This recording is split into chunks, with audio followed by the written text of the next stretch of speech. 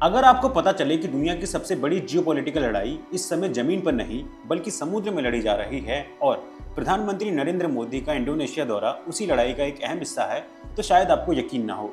लेकिन जब आप इसके पीछे की पूरी कहानी समझेंगे तो आपको भी पता चलेगा कि आखिर इस दौरे की चर्चा पूरी दुनिया में क्यों हो रही है और क्यों कहा जा रहा है कि इससे चीन की रणनीतिक चिंताएं बढ़ सकती हैं।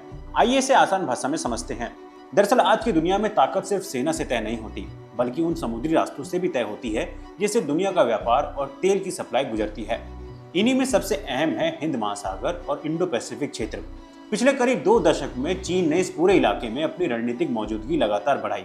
पाकिस्तान के ग्वादर पोर्ट, श्रीलंका के हम्बनटोटा पोर्ट, म्यांमार के कुआकोफू पोर्ट और जिबूती जैसे ठिकानों पर उसकी अपनी पहुंच मजबूत हुई।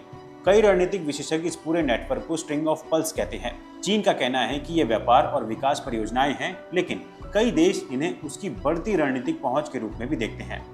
अब सोचिए, अगर हिंद महासागर में चीन की मौजूदगी लगातार बढ़ती जाए तो सबसे ज्यादा चिंता किसे होगी? जाहिर सी बात है, भारत को, क्योंकि भारत का लगभग पूरा विदेशी व्यापार और ऊर्जा आपूर्ति समुद्री रास्तों पर निर्भर है। ऐसे में भारत के सामने सिर्फ एक विकल्प था, अपनी समुद्री रणनीति को और मजबूत करना। यहीं से शुरू होती है भारत की नई रणनीति।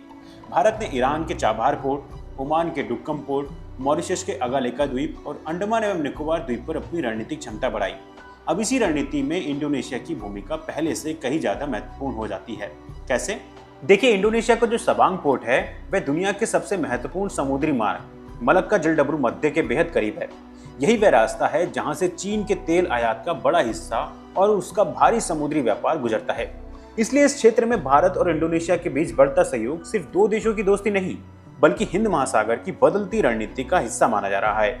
इसी वजह से प्रधानमंत्री मोदी के इस दौरे में सिर्फ व्यापार या कूटनीति की बात नहीं हुई।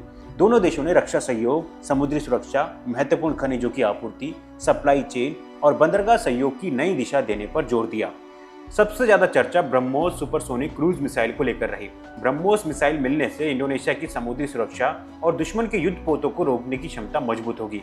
वहीं भारत के लिए यह सिर्फ हथियार बेचने का मामला नहीं है, बल्कि इंडो पैसिफिक में अपने भरोसेमंद रक्षा साझेदारों का मजबूत नेटवर्क तैयार करने की रणनीति का अहम हिस्सा माना जा रहा है।